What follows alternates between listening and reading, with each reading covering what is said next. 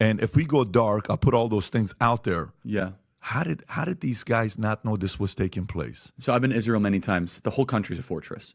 When I first heard this story, I still have the same gut instinct that I did initially. I find this very hard to believe. I've been to that Gaza border. You cannot go 10 feet without running into a 19-year-old with an AR-15 or an automatic machine gun that's an IDF soldier, right? The whole country is surveilled. And so let me just kind of go through this. We don't talk about Israeli politics very often, and most Americans don't know this. The last 9 months, Israel was on the brink of civil war. It's not an exaggeration. This judicial stuff, there were hundreds of thousands of Israelis taking to the streets because Bibi Netanyahu was basically redefining the Israeli constitution. That's not an exaggeration, right? He said the judicial branch has too much power.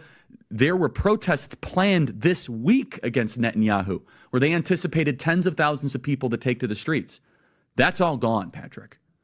Netanyahu now has an emergency government and a mandate to lead. I'm not willing to go so far that saying that Netanyahu knew or there was intelligence here, but I think some questions need to be asked. Was there a stand down order? Was there a stand down order? 6 hours? I don't believe it. Israel's the size of New Jersey. When I took a helicopter ride from Jerusalem to the Gaza border, it's 45 minutes. Wow. 6 hours. They're live streaming the killing of Jews. Did somebody in the government say stand down? That is a legitimate, non-conspiracy question. The whole country is the IDF. The whole country is. Yeah. And you're trying to tell me that they're going to concerts and kibbutzes and schools and by reports 6 hours. Let's say it's 3 hours.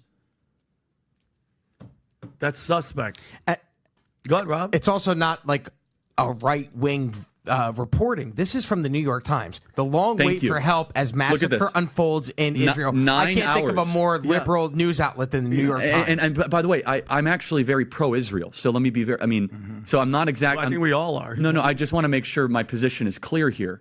But so Patrick, there are other explanations. It's possible that the Netanyahu government was double-crossed by bad agents. Okay? That's dark, but it's not as dark as what we're talking about. Okay? Another aspect is that Netanyahu might have traitors in his government, like legitimate traitors that have infiltrated. I was texting with some senior people in the IDF, and they said, Charlie, I can't say too much, but let's just say the same problem you have with the left in America, we have here in Israel. So there's something to think about. Just something to think about, right? Is that maybe there's some people within those intel agencies that aren't as sympathetic.